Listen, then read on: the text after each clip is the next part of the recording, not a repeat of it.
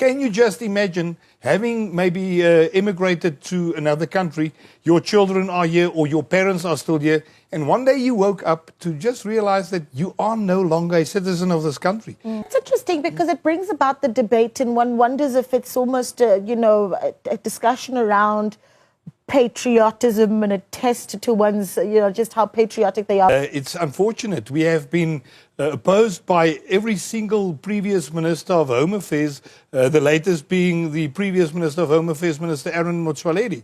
2 million South Africans abroad, which found parts of the Citizenship Act unconstitutional. It relates to South Africans losing their citizenship when they become citizens of another country without express permission from the minister. This is a victory for every South African because it confirms our right to be citizens of this wonderful country. Well, sir, thanks for calling. Talk to us. Now, will it be true to say that the DA has won this case because there now is a Minister of Home Affairs from the DA? Duma calling in, wanting to share their thoughts on that ConCourt ruling. Duma in Durban, good evening. Thanks for calling. My problem is, as the DA is telling us that we must have a dual citizenship. By dual citizenship, we mean that you must go to London and then you are from KwaZulu-Natal. Us, as black people, we are not privy to anything like that. It is absolutely ludicrous to wake up one morning and just lose your citizenship. And we make the mistake of thinking it's only white people that have immigrated. It's not. It is people of all races in this country. And we also maybe always think of Europe or Australia. But what about Swaziland and Lesotho, Eswatini? It's people from all over, Botswana, Mozambique. So it's not about race, it's about the... Guys, so obviously there have been about 2 million South Africans, people who actually in the right terms would actually be South African citizens, who have been stuck abroad for probably, could this be since 1990, in the 1990s anyway, because of the fact that there was a clause in the Immigration Act or the Citizenship Act that actually demanded South Africans to attain permission from the Minister of Home Affairs prior to getting citizenship from another country. So in other words, if a South African emigrated to the United Kingdom, to Australia, to Sweden, and maybe got married or had a naturalization process, so to speak, prior to getting the citizenship for which they are actually due to have, they must have had permission from the Minister of Foreign Affairs, Minister of Home Affairs in South Africa before getting that citizenship. Now, if they didn't do that, they would silently, automatically lose their South African citizenship and probably get a shock when they would actually decide to visit South Africa and then learn that they had lost their citizenship or they hadn't been South African.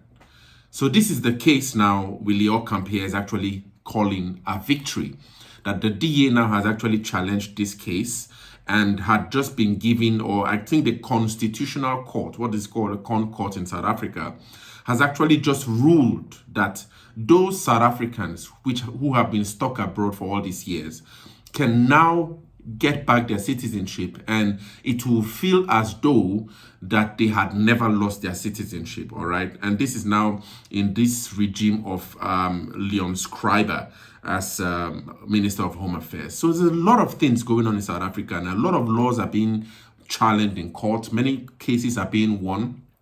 I saw a comment the other day from some guy who said probably the judge in this case has been captured, and probably this is why this case was won. Because according to Willie Ocamp in this video, and I'll be playing the video soon, he argues that this has been a fight for the last 10 years, or probably it had been a 10-year fight, that the DA had actually been fighting to overturn this ruling, and that this ruling had been, contested. He actually uses a word, he says, tooth and nail by former Home Affairs Minister Aaron Motsoaledi.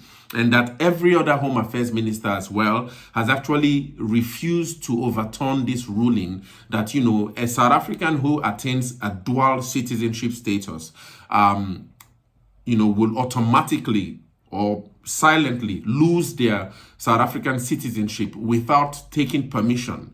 All right. So there were two questions. This video is actually two parts, and I really would encourage you guys to watch to the end. And those of you who might have been victims to this law, for example, congratulations. Because I think now the ConCourt has a ruling that, you know, Minister of Home Affairs Leon Schreiber can now begin the process of, you know, I think it's a certificate of citizenship for South Africa, or citizenry, which he now has to kind of like now start signing. It's a humongous task. I think to the tune of 2 million, if I'm listening to this consultant Craig. I'll be making a video on his own assertion and his own articulation of this whole thing anyway.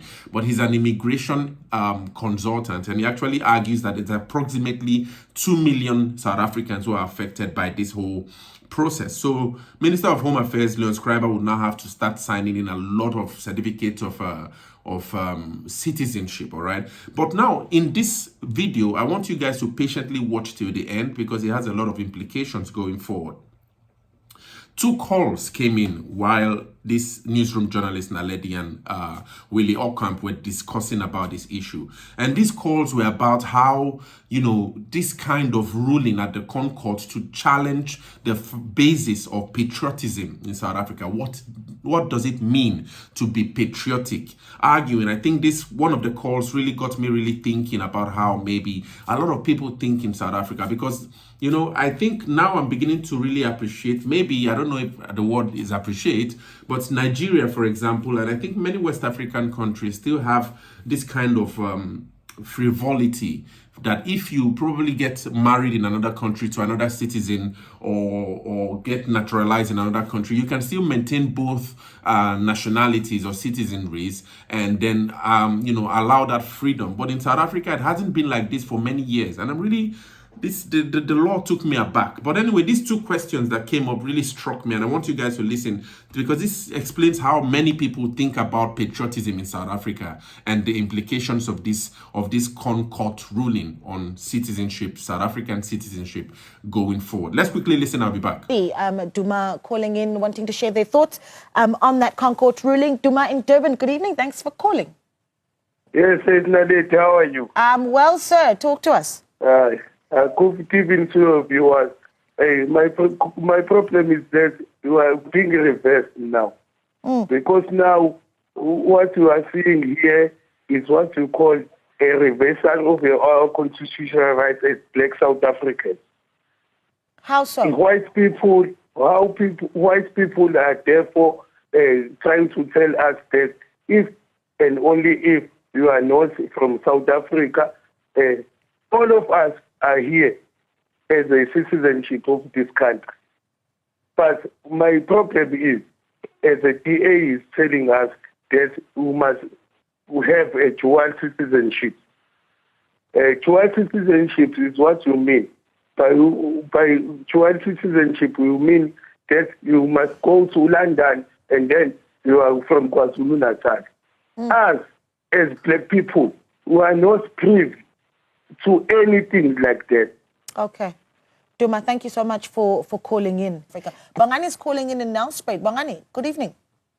Hi, good evening. How are you? Well, sir, thanks for calling. Talk to us. Well, I just want to make a comment here and say, now, will it be true to say that the DA has won this case because there now is a Minister of Home Affairs from the DA? And because they've previously been rejected by the previous ministers of Home Affairs because they were not from the DA. So now there's a DA minister at Home Affairs, now they go and win this case. And also, I want to know from that DA, how will this dual citizenship work when it comes to voting? Now, does that mean a person will now be allowed to vote in two countries? If you have a citizenship, in American citizenship, are you allowed to vote in America? And you also have South African citizenship, are you also allowed to vote in South Africa? How will that work? Are you going to vote in both countries? Okay. Interesting questions. I wonder if the Constitutional Court, though, and I doubt would be thinking about the politics of it. But, Bongani, thank you so much for calling in. Let's take a look at a couple of WhatsApps that have also come in. Bastan says, we are failed by both government and judiciary. I mean, we are a developing country with high unemployment. We can't afford to accommodate dual citizenship. It will devastate the already populated country that can't manage illegal immigrants. Okay, Bastan, thank you so much for that. Anonymous says, giving dual citizenship means stripping South Africa of its sovereignty. How do you run a state of double parkers? No more allegiance there. Anonymous, thank you so much for your views. Yeah, so you heard it for yourself, guys. So Willie Ockham now takes his time to really respond to these questions, because these questions are at the core of what many people see this kind of ruling as a problem in South Africa, arguing that how can you be a citizen of South Africa, probably you live in Natal, and then you can also be a citizen of the UK at the same time, you see. So you heard that question really clearly, and the whole thing about how does this then make you a patriotic citizen of South Africa going forward. And it was a really interesting response anyway, series of responses that Willie Ockham gave to this debate. And for me anyway, personally reflecting to it, I'll be playing the video soon, but personally reflecting to it, I think the question might be coming from a place of a trust deficit. This is as I continuously make videos on this channel trying to understand South Africa. I think there was even the last video I made where I call her the upcoming or the rising iron lady, Karabo Kakao, grilling the guy, the university rep in the parliament there. One of the things I just really hear is it seems that many South Africans do not want to reason along the lines of, what really should be or how effective a South Africa should be or the potential for South Africa.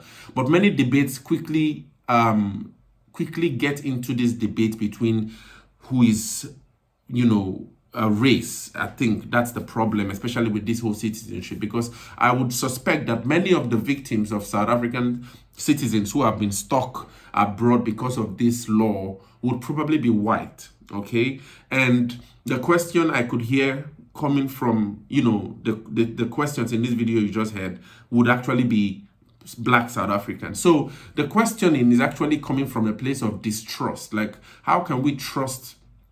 The whites are thinking, how can we trust the blacks? The blacks are thinking, how can we trust the whites? And all of that whole tension along the lines of a trust deficit among the races is what I'm really slowly hearing the more I analyze South Africa. But let's quickly listen to Willie Ockham really respond to these questions of really how it is that one can be patriotic and call themselves South African, but call themselves a citizen of another state. And share your thoughts in the comments. So, Home Affairs Minister Leon Schreiber has welcomed a Constitutional Court ruling regarding dual citizenship.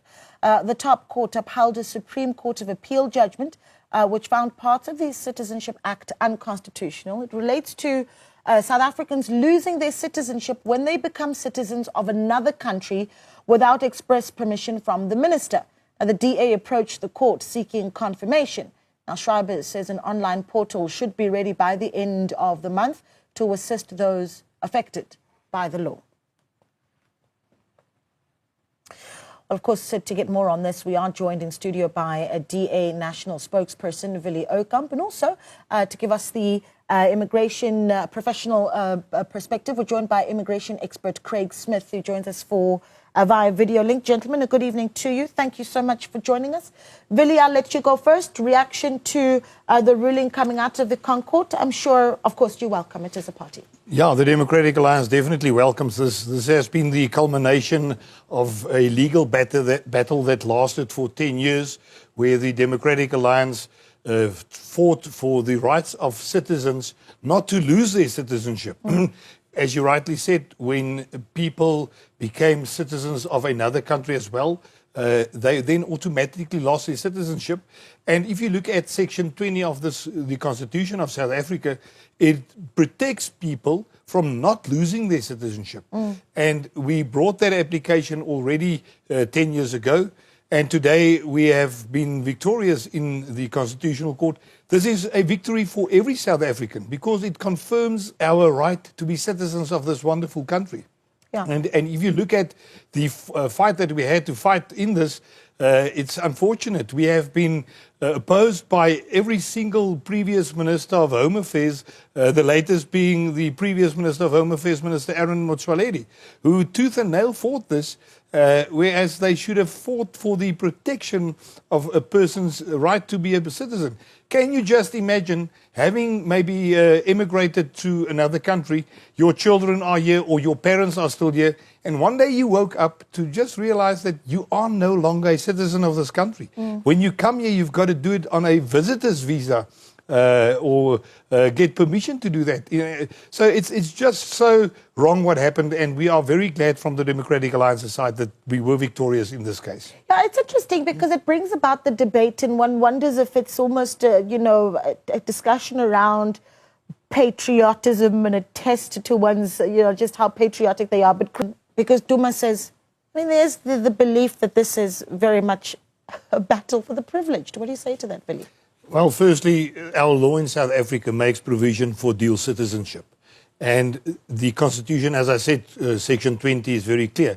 This is also part, Section 20 of Chapter 2 of the Bill of Rights. So it is an inherent right for everybody. I was at the Constitutional Court this afternoon when this judgment was delivered. And the actions of the previous ministers has been described as ludicrous.